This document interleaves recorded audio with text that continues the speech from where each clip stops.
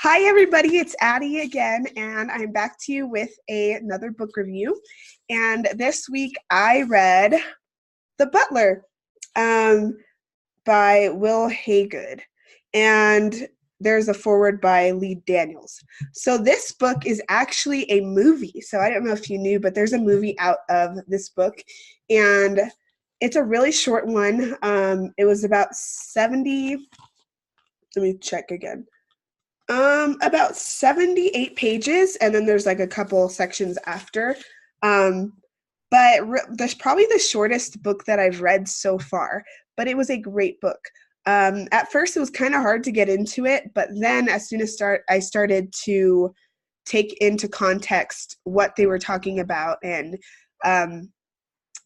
trying to place the different voices was a little difficult in this book because it goes between a interview with this man, with Alan, and the writer. And then it goes into like them making the movie. That's like the second half of the book. And so this book, I'm going to go ahead and read the little inscription. There's a couple. Where do I start? I will do the one that's on the inside. All right. So it says, when acclaimed Washington Post writer Will Haygood had an early hunch that Obama would win the 2008 election, he thought he'd highlight the singular moment by exploring the life of someone who had come of age when segregation was so widespread, so embedded in the culture as to make the very thought of a Black president inconceivable. He struck gold when he tracked down Eugene Allen, a butler who'd served no fewer than 8 presidents, from Harry Truman to Ronald Reagan. During his 34 years of service, Allen became what The Independent described as a discreet stagehand who for 3 decades helped to keep the show running in the most important political theater of all. While serving tea and supervising buffets, Allen was also a witness to history as decisions about America's most momentous events were being made. Here he is at the White House while Kennedy contemplates the Cuban Missile Crisis. Here he is again at when Kennedy's widow returns from that fateful day in Dallas. Here he is when Johnson and his cabinet debate Vietnam. And here he is again when Ronald Reagan is finally forced to get tough on apartheid. Perhaps hitting closest to home was the civil rights legislation that was developed, often with passions flaring right in front of his eyes, even as his own community of neighbors, friends, and family were contending with Jim Crow America. With a foreword by the Academy Award-nominated director Lee Daniels, The Butler also includes an essay in the vein of James Baldwin's Jewel, The Devil Finds Work, that explores the history of Black images on celluloid and in Hollywood, and 57 pictures of Eugene Allen, his family, and the presidents he served, and the remarkable cast of the movie. So, obviously, it's Black History Month, and so this book was very close to home. And so when I picked it, I picked it intentionally. I wanted to find a book that would celebrate Black culture and talk about Black culture because it's Black History Month. And I already read Becoming by Michelle Obama, so I was like, darn, I can't do that one again. But I found this one. It was a nice short read. And I actually did rent and watch the movie with it last night.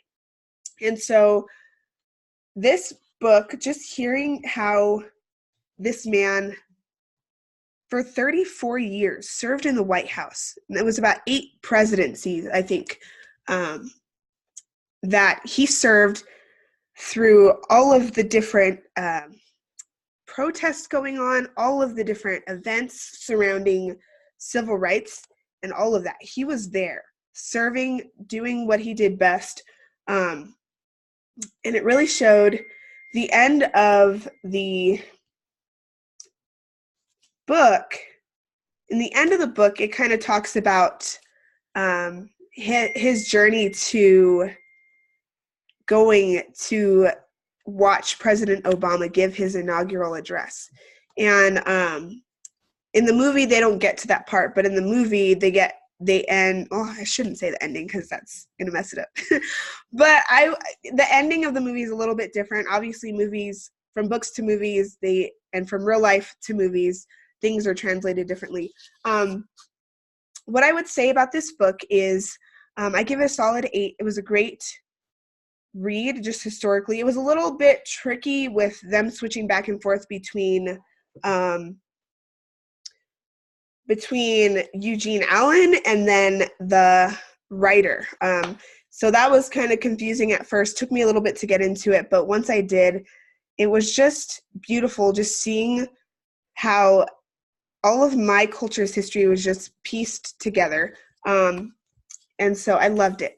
For some of you that don't know, I mean, you hopefully do, but I'm actually Nigerian and I'm first generation American.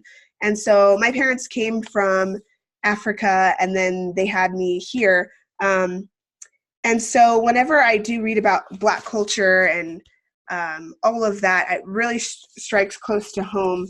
Not in the sense that I had slaves in my family, but still there's this commonality and there's this bond that I feel. And there's just, societal viewpoints and stereotypes and all of those things that I can relate to just because I am an African-American woman.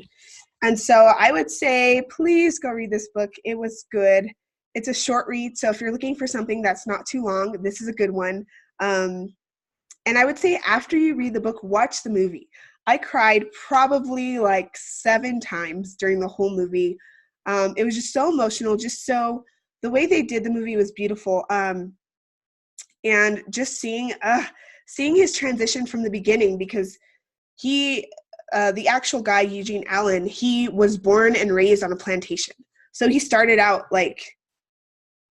in the slavery era, transitioning to a Black president, just seeing that whole picture. The movie really does a good job of piecing that all together so you can really take in the scope of our history as a nation, of the history of African Americans and Black culture. And it's just something that you should watch and just help get yourself more acquainted with what our history is comprised of. And if you're not African American or Black, it will help you see a different perspective, a different point of view, which I like I said I think it was 2 books ago, I read Broken, which was about a man who was struggling with addiction. And that was something I've never dealt with that. I've never known anybody that's super close to me that dealt with that. And so seeing something from a different perspective really raises your levels of compassion for others and raises your levels of awareness. And you're no longer going to be ignorant to those things that are going on. You're going to understand things a lot better. So with that being said, this was a great read. Go watch the movie also, just to give yourself a visual image of what you just read. And actually what was really special about this book too, and not just the book, the movie, there was a lady, I'm trying to remember her name,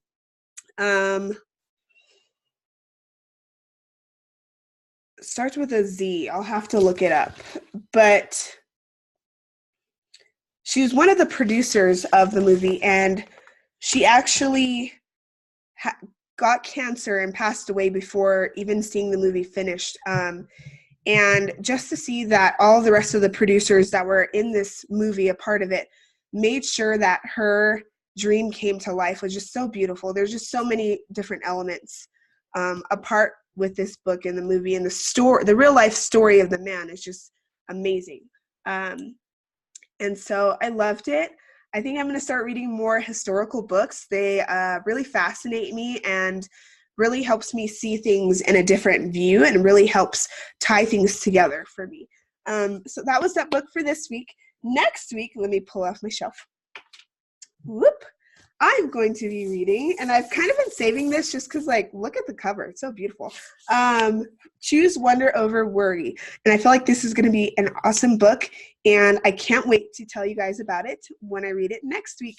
Thank you for watching. If you have any questions, comments, or if you've watched the movie before and you have some opinions about it, please comment below.